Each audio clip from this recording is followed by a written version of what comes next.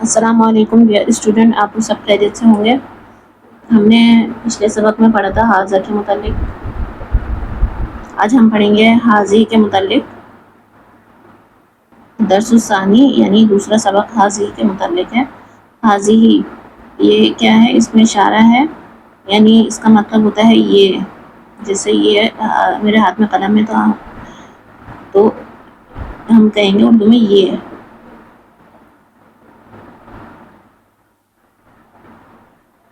اچھا، اس کی ڈیفینیشن کیا ہے کہ اس میں اشارہ ہے مفرد مؤنث کے لیے استعمال ہوتا ہے جبکہ وہ قریب ہو، یعنی قریب ہونا چاہیے مفرد اور مؤنث ہونے چاہیے۔ مؤنث کی علامت گولتا ہے یہاں پہ۔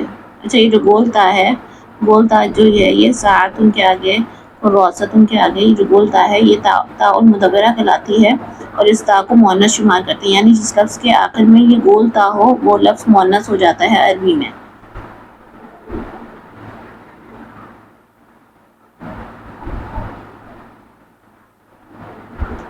تو ہادی اس کا مطلب ہے یہ، اور مذکر کے لیے کیا استعمال ہوتا ہے؟ حاذا، اور مؤنث کے لیے حاذی۔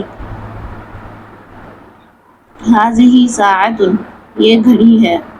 حاذی ساعتن، اب اس میں مؤنث کی کیا علامت ہے کہ ساعتن کے آخر میں گولتا ہے، جو کہ یہ بات ثبوت کے ساتھ ہے کہ یہ تاء المدورہ ہے اور یہ مؤنث کی علامت ہے، تو اس کو ہم مؤنث شمار کریں گے، تو اس کی اشارے کے لیے ہم کیا لے کر آئے؟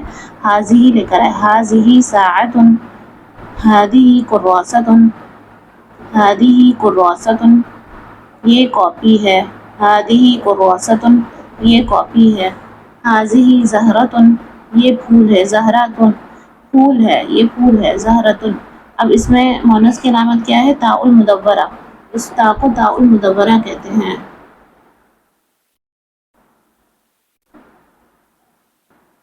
یہ گول تاء بنی ہوئی ہوتی ہے، یہ گول تاء جس لفظ کی بھی آخر میں بنی ہو اس کو کہتے ہیں مؤنث، یعنی مؤنث کی علامت شمار ہوتی ہے، اس کو کہتے ہیں تاء المدورہ۔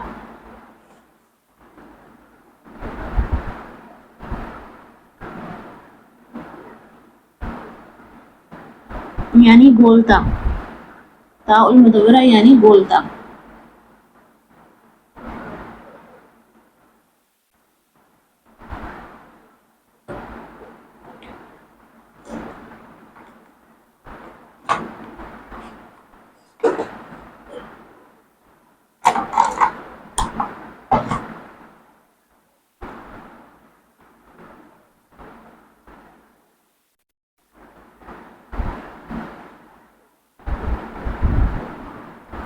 تاء المدورہ جہاں ہوگی اس لفظ کے آخر میں ہوگی ہم اس کو مؤنث شمار کریں گے، تو اس کے اشارے کے لیے کیا لے کر آئے؟ حاذی لے کر آئے۔ اب یہاں پہ یہ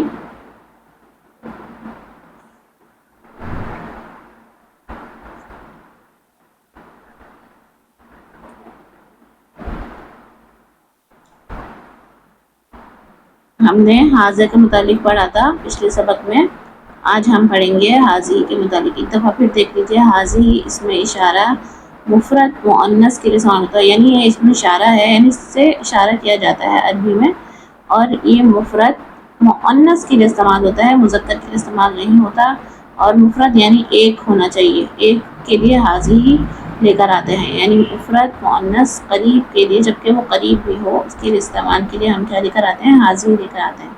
جیسے حاذی ساعتن، اس میں مؤنث کی علامت کیا ہے؟ یہ گولتا، گولتا جہاں پہ گولتا اس طریقے سے یہ جو یہ گول تاء کے اوپر دو نقطے ہوتے ہیں، اس کو تاء المدورہ کہتے ہیں، یعنی تاء المدورہ جہاں لفظ کے آخر میں ہو ہم اس کو مؤنث شمار کرتے ہیں، تو اس کے اشارے کے لیے حاضی لے کر آئے۔ جیسے حاذی کراسۃ، اب یہاں پہ دیکھیں یہ تاء المدورہ ہے آخر میں، ٹھیک ہے، گولتا ہے، تو یہ بھی کیا شمار ہوگا؟ مؤنث۔ حاذی کراسۃ، کراسہ مؤنث ہے تو اس کے اشارے کے لیے مؤنث لے کر آئے، حاذی لے کر آئے، حاذی یعنی مؤنث ہی لے کر آئے۔ حاذی کراسۃ، یہ کاپی ہے۔ حاذی ساعتن، یہ گھڑی ہے۔ حاذی کراسۃ، یہ کاپی ہے۔ حاذی ساعتن، حاذی کراسۃ، حاذی ساعتن، حاذی کراسۃ، حاذی ساعتن، حاذی کراسۃ، حاذی زہرۃ، اب دیکھیے زہرتن کے آخر میں یہ گولتا ہے، یہ مؤنث کی علامت ہے، تو اس کے اشارے کے لیے مؤنث قریب مفرد اس میں اشارہ دے کر ہے. ہذہ زہرتن، ہذہ زہرتن. اچھا، اور ایک یہ بات نوٹ کر لیں کہ جہاں تاء المدورہ ہو، یعنی تاء المدورہ، یہ گول تا، جس تاء المدورہ یعنی یہ جو گول تا ہے، یہ جہاں بھی کسی لفظ کے آخر میں ہوگی تو ہم اس کو مؤنث شمار کریں گے. ٹھیک ہے، آج کے سبق کے لیے اتنا ہی کافی. اگلے سبق میں ملتے ہیں، اور جن اسٹوڈنٹ کو ہوم ورک رہتا ہے، جن اسٹوڈنٹ کا وہ چیک کروا دیں، اور جنہوں نے کیا ہے ان کے لیے بہت یعنی ان کی جو مسٹیکس تھی وہ بھی بتا دی گئی ہیں، اور جو سوال پوچھنا ہو آپ لوگ واٹس ایپ پر پوچھ سکتے ہیں، کمنٹ سیکشن میں بھی پوچھ سکتے ہیں، اور کورس کو جوائن کرنے کے لیے ہمارے دیے گئے واٹس ایپ نمبر پر رابطہ کر سکتے ہیں.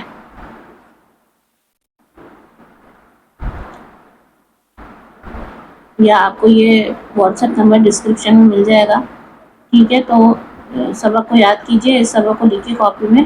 تو اگلا سبق ہم لوگ پڑھیں گے کل انشاءاللہ. السلام علیکم ورحمۃ اللہ وبرکاتہ.